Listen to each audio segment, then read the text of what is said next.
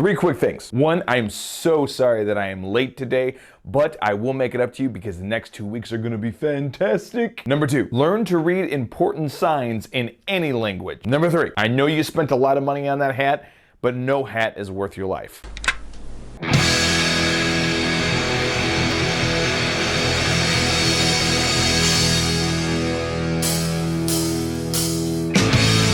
What's going on, everybody? Mark on with your MHN Horror Fact of the Day. I hope you all had a fantastic weekend. I know I certainly did. We have some fantastic, exciting stuff for you this week. We are actually heading to Halloween Horror Nights on October 1st and September 30th. I know you're supposed to say, September 30th first and then October 1st, but I don't care. I mix things up every once in a while. Or all the time, because that's how my brain works. But anyway, so for the next 2 weeks, I'm going to be doing some very special stuff, with the exception of Death Fact, which I'm always going to give for you on Mondays, or whenever I can squeeze it in. For this first week, I'm going to be doing facts on the event Halloween Horror Nights. For the second week, we have something very special. Of course, I'm going to provide a Death Fact on Monday, but there are several haunted houses inside of Halloween Horror Nights, but 4 of them are actually based on movies and 1 television show. So facts are going to be done on all 4 of those, but they're not going to be done by me. We're having a couple special guests fill in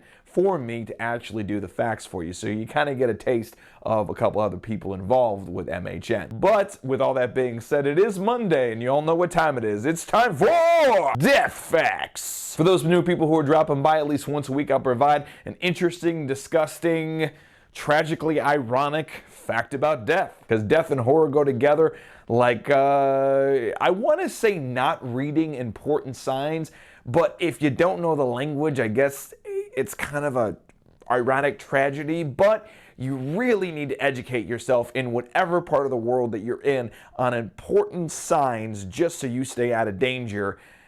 But unfortunately, it didn't really work out this time. But hey, before I get to that fact, if you could be so awesome to stab that like button, smash that subscribe, and click that little dingy bell to be notified every time we drop amazing content right here in MHN. And you gotta click that dingy bell because I'm gonna be dropping all kinds of crazy awesome stuff about Halloween Horror Nights these next 2 weeks. And if you've already smashed the subscribe button, if you go ahead and smash the share button, that'd be fantastic. Now back to the death fact. Back in 1998 at California's Great America, Hector Mendoza, a 25-year-old attendant of the actual park, lost his hat under a new attraction called the Top Gun roller coaster. Hector, I'm assuming loving his hat, went past several gated areas with signs that said employee only.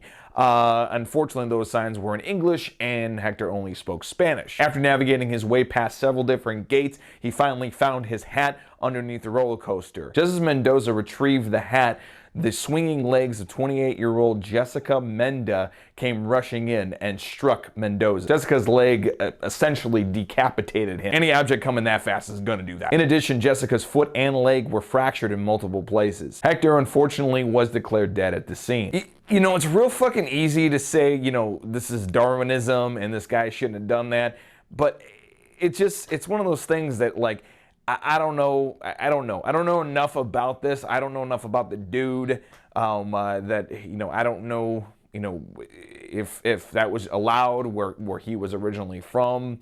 I don't know if, he just never been to an amusement park and didn't understand the, the customs and the rules and the regulations that you're not supposed to go into these areas. I guess, maybe in his mind, he's like, my hat is over there. I want my hat. I'm going to go get my hat.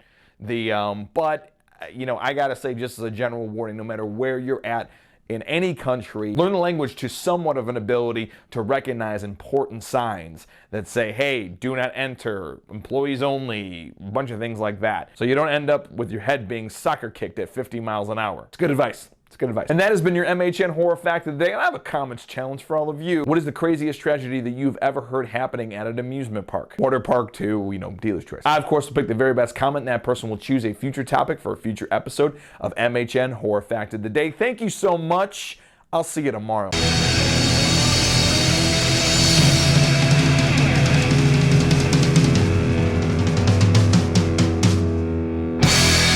Yeah, a lot of stand-up comedians made a lot of jokes about this.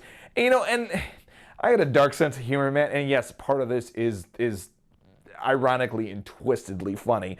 But at the same time, I'm like, that is some he's a family man. He just got married. I mean, like, it's tragic. It's just a shitty situation of people ignoring signs and and not knowing, hey, you shouldn't go into this place, and just general, unfortunately there's a lack of fucking common sense, just, and it's growing day by day. So, just be fucking conscious of what's going on, man. It's, if there's a big gate and you have to sneak past something and jump over things, you probably shouldn't be there. I'm all for bending the rules because I've certainly done it, but it gets to a point where there's a difference between bending your rules and jeopardizing your safety. So find the balance, I guess. Find the balance.